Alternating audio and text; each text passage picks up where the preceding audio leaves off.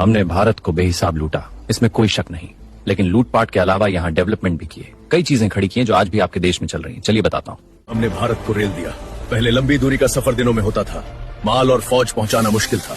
1853 में पहली ट्रेन चलाई, भारत तेज रफ्तार से जुड़ गया। हमने भारत को मॉडर्न एजुकेशन सिस्टम दिया।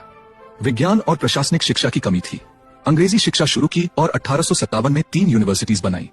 हमने भारत को मॉडर्न पोस्ट ऑफिस दिया। भारत में संदेश भेजने का कोई तेज सिस्टम नहीं था। हमने डाक टिकट, मनी ऑर्डर और मेल नेटवर्क बनाया, संचार आसान हुआ।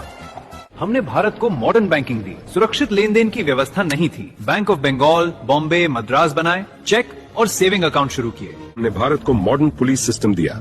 रियासतों की पुलिस व्यवस्था बिखरी हुई थी। पुलिस एक्ट 1861 ने पुलिस स्टेशन, एसपी, डीएसपी की मॉडर्न संरचना बनाई।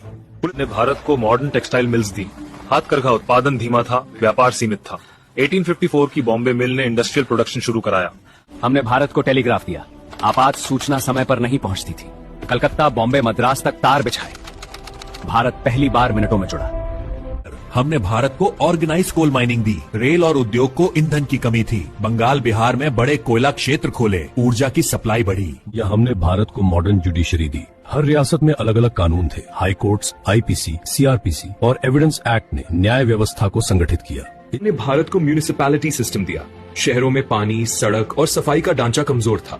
म्यूनिसिपल बोर्ड्स ने मॉडर्न सिटी एडमिनिस्ट्रेशन की शुरुआत की। हमने भारत को सेंसस और लैंड रिकॉर्ड्स दिए। जमीन के रिकॉर्ड अव्यवस्थित थे, झगड़े आम थे। जनगणना और सर्वे ने नक्शे और रिकॉर्ड साफ किए। हमने भारत को मॉडर्न प्रिंटिंग प्रेस दी। ज्ञान का प्रसार धीमा था, सूचना सीमित थी। 1780 का पहला अखबार जर्नलिज्म और पब्लिक ओपिनियन को मजबूत किया। आपको क्या लगता है, अंग्रेजों ने भारत में जो भी बनाया वो सच में हमारे लिए था या सिर्फ वे अपने फायदे के लिए बनाया?